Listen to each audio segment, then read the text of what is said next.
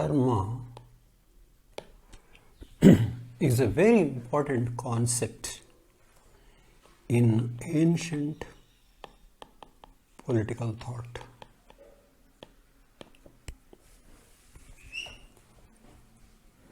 So let us examine what is meant by dharma.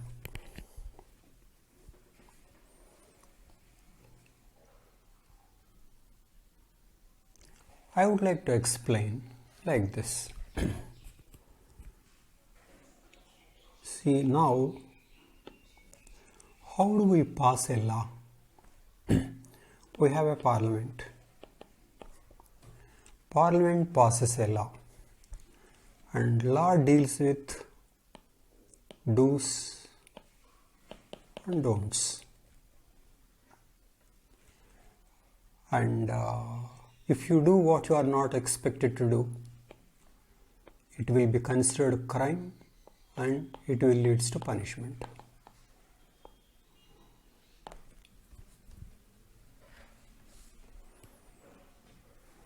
Okay. So, Parliament deliberates on what is right and wrong and passes a law and creates a system of punishment. And when we think this law is not proper, then we will drop this law or amend this law. So, law is what we think is right and wrong, and what we should punish and what punishment we should give when something is done that we don't think is right. Okay. So that is the law. But we also have something like a physical law, a physical element. What is our understanding of a physical domain?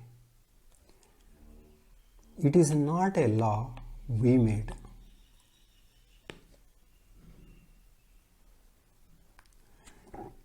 It is given to us.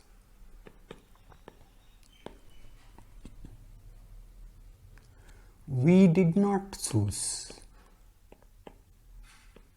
We did not choose. Nor we can amend or withdraw. In fact, we only discovered it.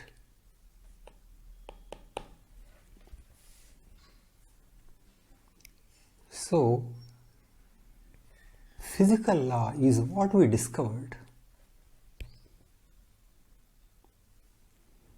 But based on this law, we can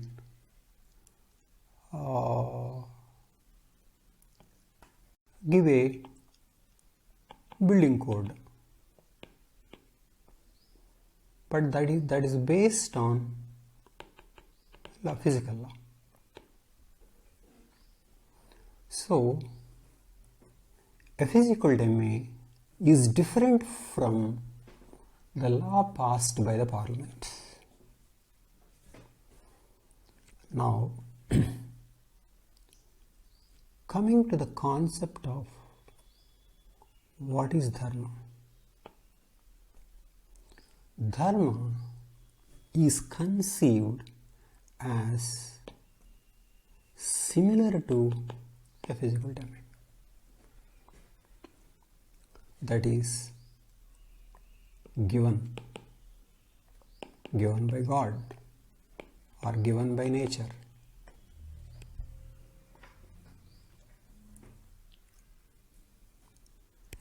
It is not chosen by us. So, Dharma is coming from cosmic law.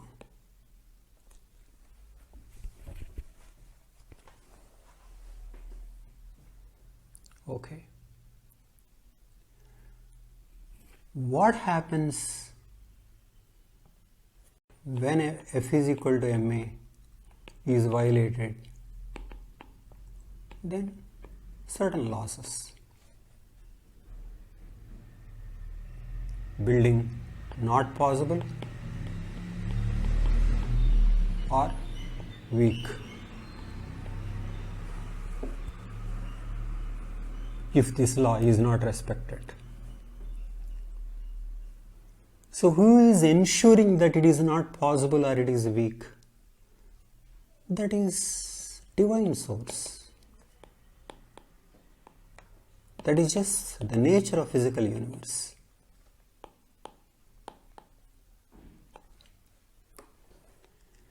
In the same way, dharma, if violated, will lead to disorder, losses. Okay.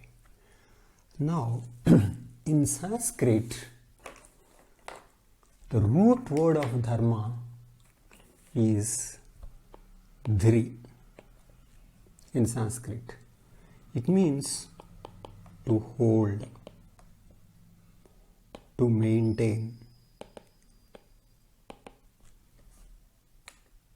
to preserve.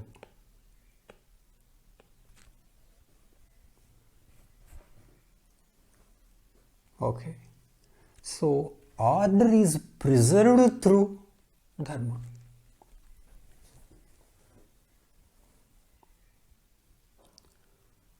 So, following dharma is a way to retain this world, to maintain order. And what does it consist of? It consists of duties, responsibilities, rights. Okay. And here, this dharma is very closely linked to religion of Hinduism. How is dharma? How does dharma work? Dharma works through consequences on a person during life or after life. This is important. So if you do bad things, you may be punished during life. But in case you are not punished, you may be punished after life. Who ensures you can believe in God or simply cosmic order? So, dharma in Hindu political thought also calls for belief in karma, rebirth, heaven and hell.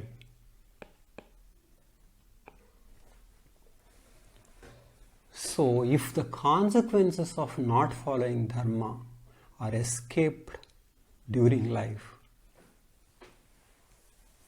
they cannot be escaped after life in the form of rebirth or heaven and hell.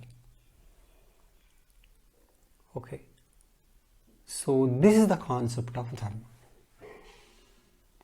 An extension of cosmic order, which is also called this cosmic, sometimes dharma is also called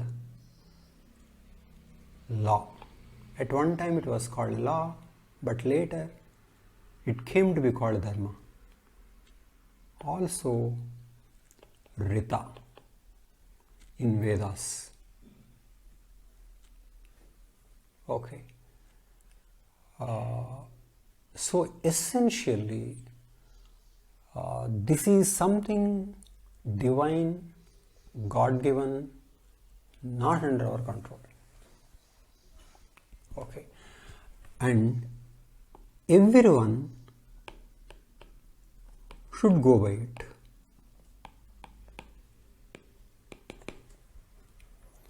So for example, Hindus believe that there are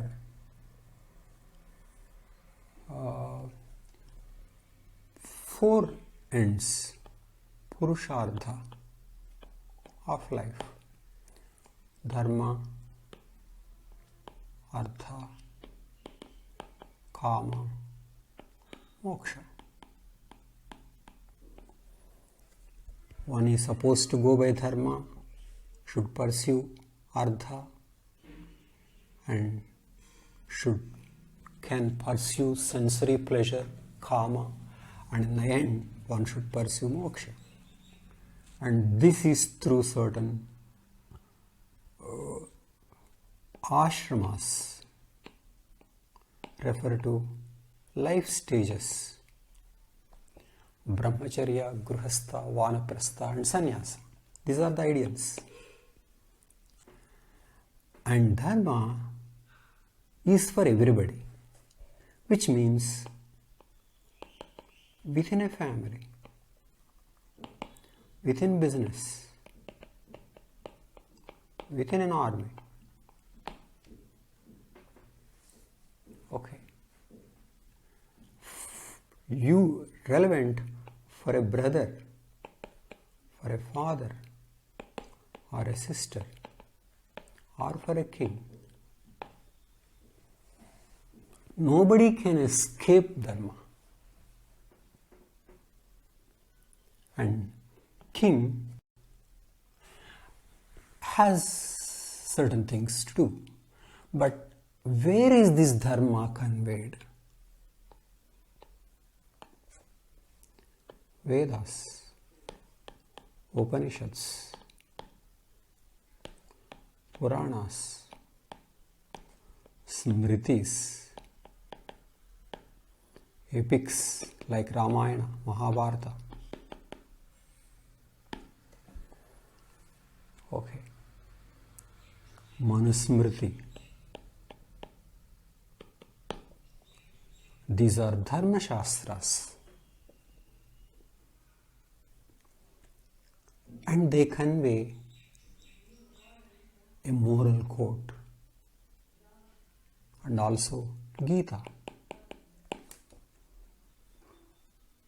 Think of what Ramayana conveys.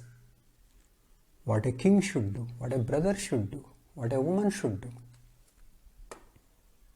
Mahabharata, what a king should do. What is a person like Dharmaja doing? What kind of a role did Bhishma play? Why did Karna do what he did, and what are the consequences? So there is an undercurrent of dharma. Dharma is conveyed through scriptures as duty, do's and don'ts, and the consequences of not following them.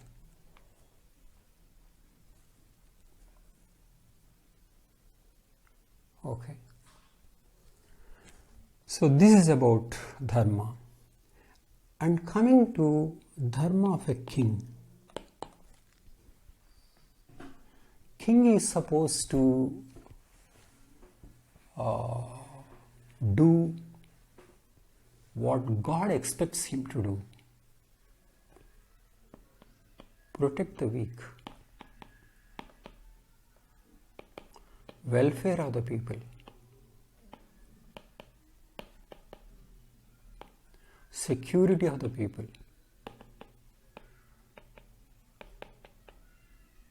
And their property. And Ramayana shows how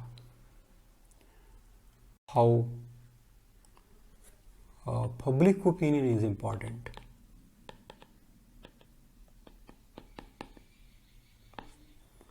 So like this, king is given many tasks, duties and responsibilities for him to be righteous and be blessed by the cosmic order.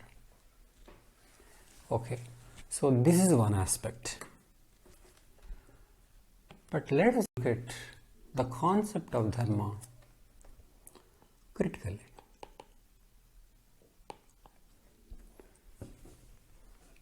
Is this really like F is equal to ma?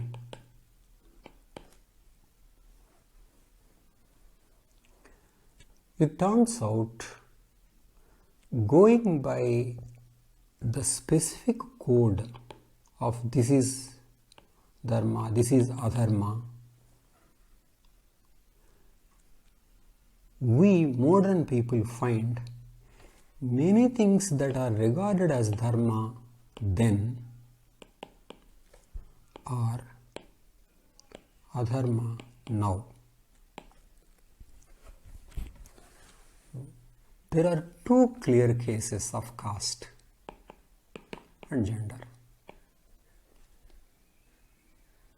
In the caste aspect, Brahmin is given very high status compared to others, and worst status, untouchables. Untouchables should remain ignorant. Only Brahmins should learn. We find such a thing is adharma now, which was regarded as dharma at that time. Same thing about gender issues. What was regarded as dharma at that time, we regard it adharma. Why is it like this? There were no such changes regarding something like F is equal to ma. F is equal to ma was true in ancient times and true now. But about caste it is not true, about gender it is not true. It means dharma is not really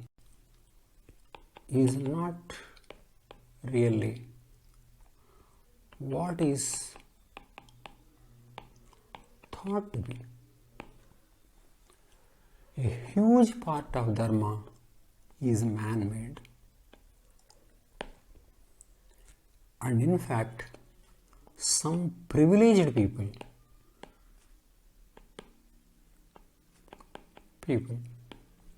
made dharma in such a way it is useful to them. For example, Brahmins. Dharma is hugely favorable to Brahmins. In fact, one very important aspect of dharma that is insisted on king is maintaining varna system. Each person should do only his duty and not others' duties, even if that is more remunerative. And maintaining that caste order is very important task of a king. And that caste order gave highest priority to Brahmins. So it means dharma that was written or dharma that was mentioned or being inculcated is actually something that was written favorable to Brahmins and favorable to men compared to women. So it means India's dharma is not free from power structure. Power structure on the ground created certain ideas that conveyed God Himself is overseeing this code. That is a cosmic law, divine law.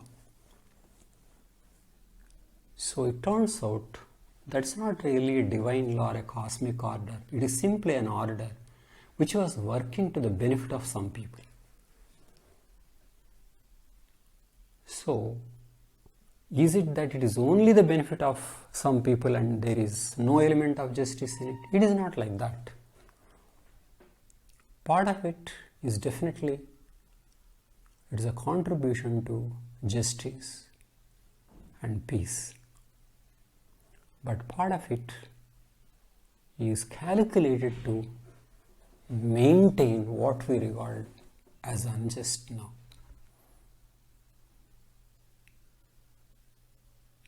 So it means what is considered dharma in ancient times is no longer considered dharma. It is no longer an aspect of cosmic law. But it played a very important role in Indian thinking. And even now, Dharma plays a very important role on all of us. We have a particular idea of who is a good husband, who is a good wife, who is a good brother. Hugely influenced by ancient notions of Dharma still. Okay, with some minor changes. So, impact of Dharma continues to play a role in Indian society.